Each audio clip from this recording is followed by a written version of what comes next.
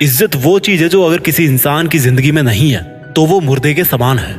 अगर आपको बिना कुछ कहे, बिना किसी से मांगे इज्जत पानी है तो इसके दो बहुत ही कॉमन रास्ते हैं। उनमें से अगर एक आपके पास में है तो आपको इज्जत किसी से मांगना नहीं पड़ेगा, बल्कि लोग आपकी देखते ही इज्जत करेंगे। और दोनों चीजें हैं पैसा और पावर। अगर आपके पास में पैसा है और पावर है, अच्छा जॉब है, ऊंची पोजीशन पे हो आप, तो आपको इज्जत मांगना नहीं पड़ेगा, आपको इज्जत अपने आप मिल जाएगी। लेकिन मैं मान के चल रहा हूँ कि आपके पास में ना तो नाम है और ना ही आप बहुत बड़े फेमस इंसान हो। और जब आपके पास में ना तो पैसा हो और ना ही एक हाई लेवल वाला या पावरफुल जॉब हो, उसके बाद भी आप कैसे इज्जत कमाएं, आप किस तरह से अपनी पर्सनैलिटी बनाएं कि आपको अपनी जिंदगी में कभी इज्जत पाने के लिए किसी के सामने गिड़गिड़ाना ना पड़े, आपको अपने आप इज्जत मिले और लोग आपका कहा माने। ध्यान से सुनना मेरी बातें। इज्जत मतलब respect. R for respect and R for reflection.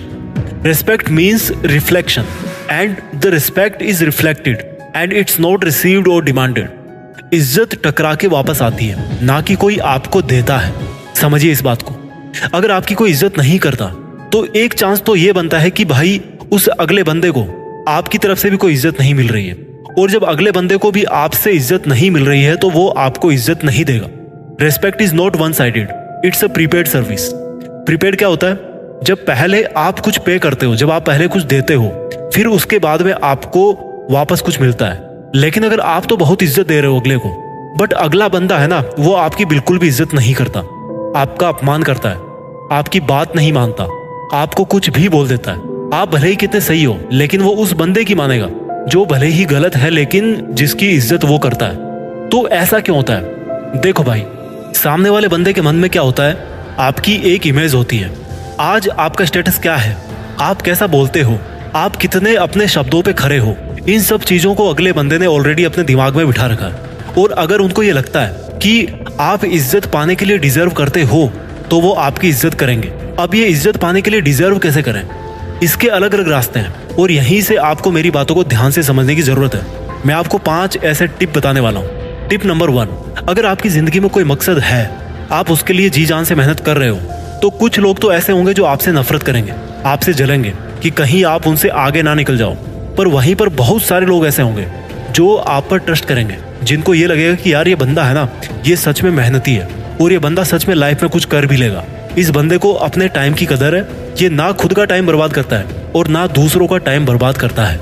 इसकी लाइफ में एक गोल है और इसको दूसरे लोगों की चुगली करने का ना तो टाइम है और ना ही इंटरेस्ट है। तो अगर ऐसी इमेज बनेगी आपकी किसी के दिल में, किसी के विचारों में, तो फिर वो इंसान आप पर धीरे धीरे ट्रस्ट करना शुरू करेगा, आपसे बातचीत करेगा, आपसे कुछ सीखने की कोशिश करेगा, आपसे इंस्पायर होगा और आपकी इज्जत भी करेगा। मैं ये नहीं कहता कि अगर आप लाइफ में मेहनती बन जाओ और अपना एक गोल सेट करो तो हर कोई आपकी इज्जत करेगा, बट ऐसा करने से मैक्सिमम चांस है कि लोग आपको ये नहीं बोलेंगे कि यार ये तो बंदा फालतू पे बैठा रहता है, इसके कुछ काम धाम तो है नहीं। वो आपकी इज्जत करे या आपसे जले, इन दोनों का रीजन एक ही होता है कि आप उनसे बेटर हो। तो अगर आपकी इज्जत ना करके लोग आपसे जल भी रहे हैं ना, तो this is also good sign कि आप उनसे बेटर हो और आप आज या कल इज्जत पा ही लोगे। और ना भी पाओगे तो आपके पास पैसा और पावर तो आ ही जाएगा। तो ये था पहला पॉइंट कि you must deserve to be respected.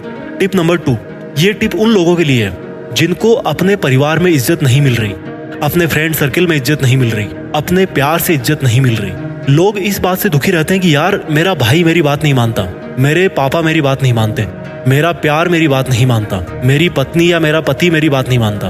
और इस बात को वो इतना दिल पे ले लेते हैं कि उनको बात बात पर यही फील होता है कि यार सच में मेरी कोई वैल्यू नहीं है, मैं अपनी जगह सही हूँ, बट मेरा भाई, चाचा, सिस्टर, पति, पत्नी, बॉयफ्रेंड, गर्लफ्रेंड, कोई मुझे नहीं समझ रहा और कोई मेरी बात मानने को तैयार नहीं है। अगर आपके साथ में भी ऐसा हो रहा ना, तो इसका सबसे बेस्ट सॉल्यूशन है कि उस रिश्ते को थोड़ा सा सांस लेने दीजिए, थोड़ा सा ढील दीजिए उस रिश्ते में।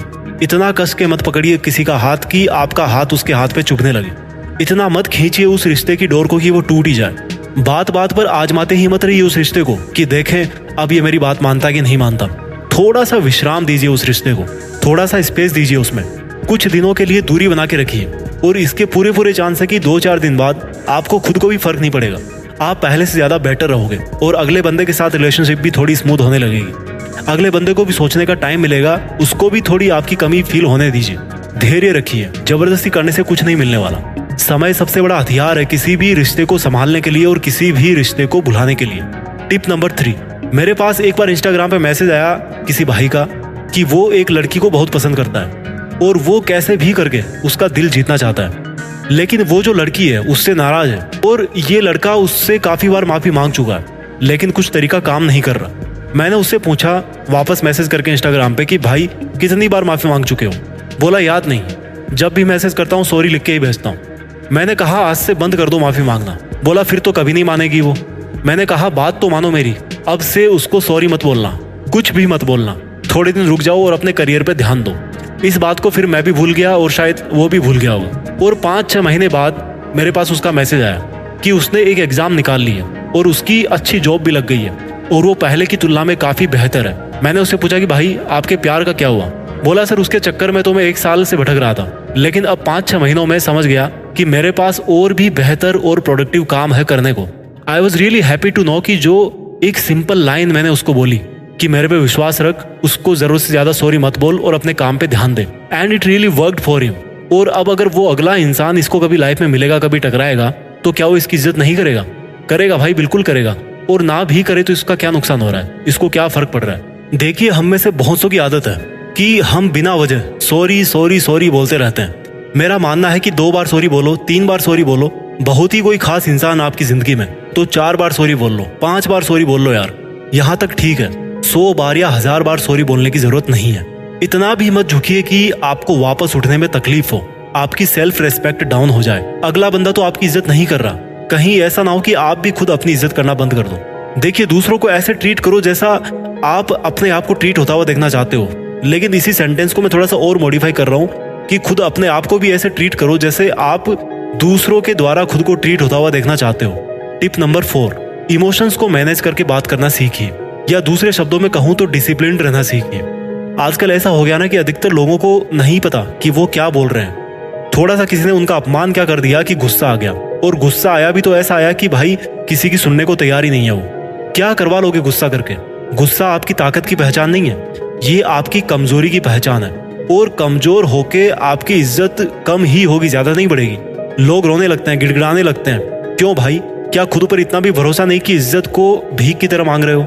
लोगों में ईगो आ जाता है अगर वो जरा सा कुछ बन जाते हैं तो, कि मेरे से बेहतर तो और कोई भी नहीं है। अपने शब्दों को इतना सस्ता मत बनाओ कि कुछ भी बिना सोचे समझे बोले जाओ, इमोशंस में बह के कुछ भी बोल जाओ। अपने शब्दों की कीमत को पहचानो। यस और नो में कितनी ताकत है। दुनिया के सबसे ज्यादा पावरफुल वर्ड्स मानता हूं मैं यस और नो को। अगर आपने सही समय पर सही शब्द कहना सीख लिया और लिमिट में बोलना सीख लिया तो इसके 2 फायदे होंगे, आपकी इज्जत भी होगी और आप पहले से ज्यादा खुश भी रहोगे। Become the person of your words. जो शब्द बोल दिया ना आपने, आपको पता होना चाहिए कि आपने क्या बोला है, और आप गलत तब नहीं बोलोगे जब आप थोड़ा सा लंबा सोच के बोलोगे। यानी कि आज आपके बोले हुए शब्दों से आपके आगे आने वाले 10 साल पे क्या असर पड़ने वाला है, आपके लॉन्ग टर्म रिलेशन पर क्या असर पड़ेगा। कहने से ज्यादा सुनना और समझना सीखिए। ऊपर वाले ने 1 जीभ और 2 कान इसीलिए दिए हैं कि सुनो ज्यादा और बोलो कम। टिप नंबर 5, अपनी फिटनेस को मेंटेन करके रखिए और अच्छा दिखिए, साफ सुथरे कपड़े पहनिए। मुझे एक चीज बताओ, आपके सामने अगर कोई एक भिखारी आता है फटे पुराने कपड़े पहन के, तो आप उसको उसी नजर से देखोगे। लेकिन वहीं अगर आपके सामने एक डॉक्टर आता है ऑपरेशन थिएटर से निकल के अपनी यूनिफॉर्म में, तो आप उसको बहुत इज्जत दोगे। आप क्या पहनते हो ये दिखाता है कि आपका स्टेटस क्या है और आप कैसा अपने बारे में सोचते हो। वो जो डॉक्टर है ना, उसने अपना व्हाइट कोट ऐसे ही नहीं कमाया, मेहनत करी है उसने खूब। अगर आपके सामने कोई पुलिस की ड्रेस में आता है तो आप उसको भी अच्छी खासी इज्जत दोगे। अगर आपके सामने कोई आर्मी की ड्रेस में आता है तो आप उसको भी बहुत अच्छी इज्जत दोगे। कहने का मतलब है कि आपके कपड़े, आपकी यूनिफॉर्म, आपकी फिटनेस आपको बहुत इज्जत दिलवाती है।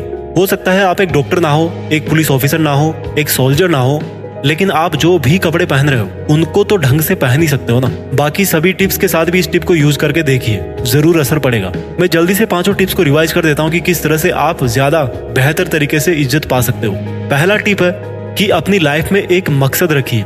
You must deserve to be respected. Tip number 2, रिश्तों को थोड़ा सा सांस लेने का मौका दीजिए। रिश्तों में थोड़ी सी ढील दीजिए, जरूरत से ज्यादा उम्मीद मत कीजिए।